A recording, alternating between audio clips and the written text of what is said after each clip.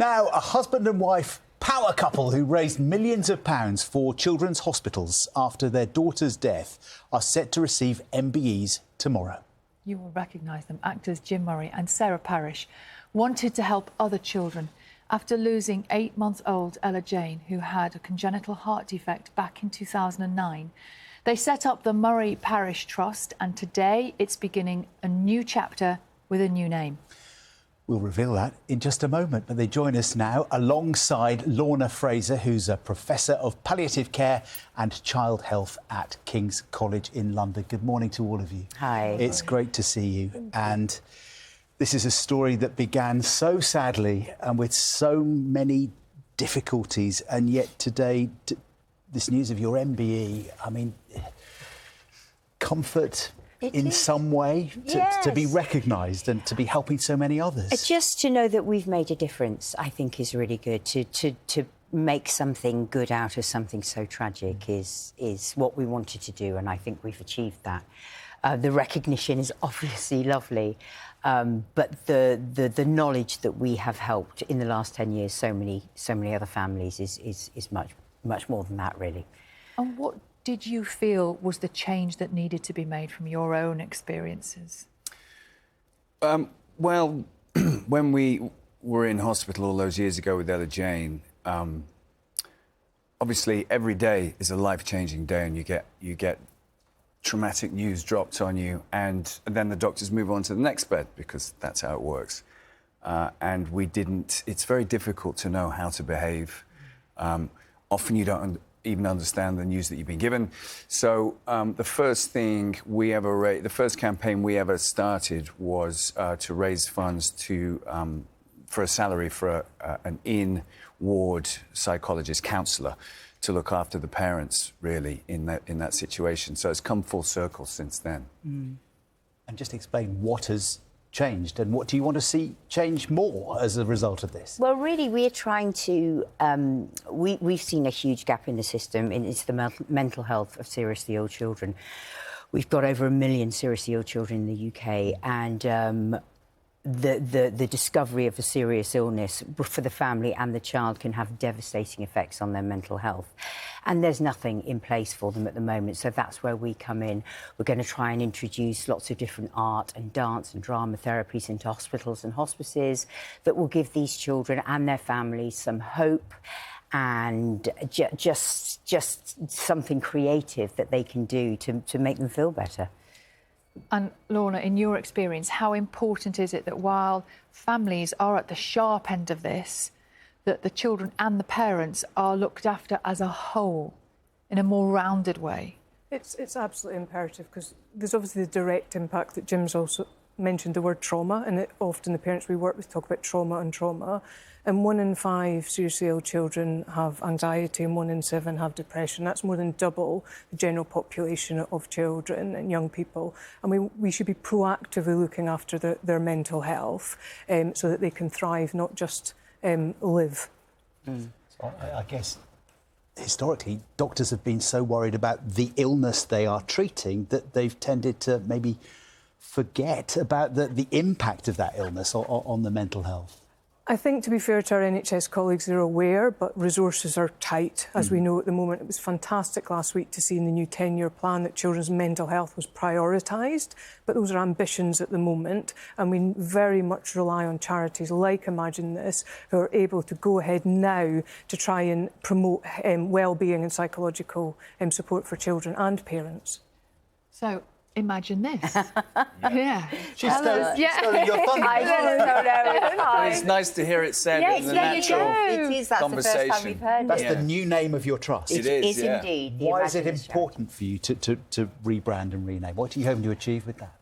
Well, the Murray Parish Trust, as was, we achieved way more than we ever imagined. And we predominantly raised funds for paediatric facilities across the south of England. So that name is associated with that. And we recognise the need, and we've spoken to experts, and we're working with experts like Lorna here. And there is such a need for the mental well-being of seriously ill children that we thought, A, we need to go national. and B, we need to come away from that affiliation for paediatric facilities. So we took it under great advice that we need to relaunch, and we're Imagine This. Yeah, Imagine This is a great.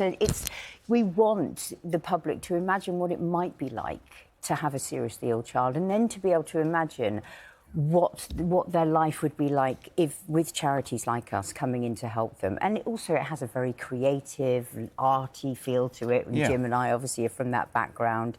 So, yeah, it's just a bold new statement for us, really. And we feel it's... it feels right, doesn't it? It feels absolutely... It's an invitation to use your imagination. That's what that's the therapies that we're campaigning for with Imagine This. We're trying to... children thrive when they use their imagination, when they're creative. And we know that they get better quicker.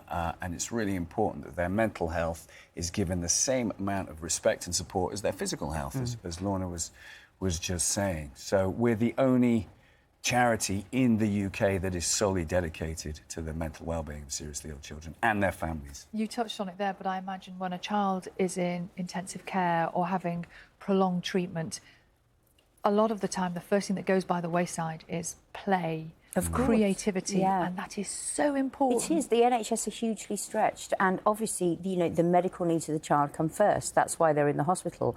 But if their mental health isn't looked after, the repercussions of that can be very, very traumatic and can stay with them for the rest of their life. So we're hoping that we can nip that in the bud straight away with art and drama and music, all these different therapies that we're going to introduce to hopefully every hospital and hospice in the UK. We'd like to reach every seriously ill child by 2035. And the mental health of the child improving will improve the mental health of their mums and dads and brothers and sisters, the whole family. Exactly, because we forget about the mums and the dads and the siblings. The siblings often take on the carer role. One of the parents usually has to give up work. So it's a very, very traumatic experience for the whole family. Yeah, it's a grenade goes off in the family. We just want to support the whole family.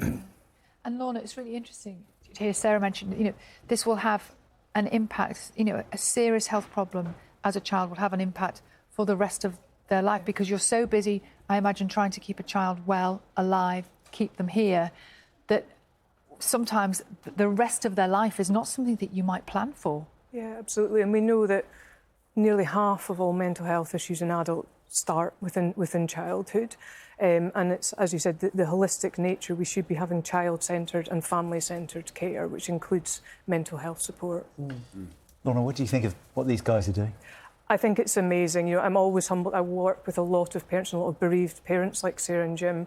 I'm always humbled by the willingness to use their own experience, which Sarah's already said has obviously been really devastating, to the greater good of others and other families, and to be able to use your position and your work as well to actually really have as clear an ambition as to reach every child and family in the next few years is just fantastic. And I wish you all the best and continue to support you. It's going to be an exciting journey, I think.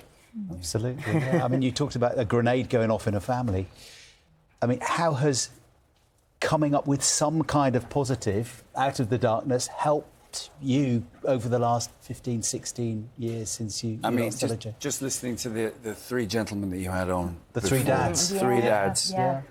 It's just what you do. If you're one of the few that has to suffer the pain of losing a child, you do part of that bereavement process and that grieving process. You'll find a lot of parents and families set up charities, work for charities, because you want to try and find some positivity and you want to try and help others who might have to go through the same as you. It's just, I think it's human instinct. So carrying on with this, it just is a natural process. And it's a great legacy to keep Ella Jane's name and spirit alive. It feels like she's always with us, which is great. The one thing we didn't want to do was forget her. And she's in our heads every day and hopefully making a huge difference to other children and other families. And that, for us, is all we ever wanted, really. And tomorrow in your heads at Windsor Castle. Yeah, she'll be there. She'll be right there. Yeah. Enjoy that day. Thank you. And the prominence that it brings to the charity and everything you do in the future. Thanks so much for coming. Thank you very much for Thank having you. us. Thanks. Thank you.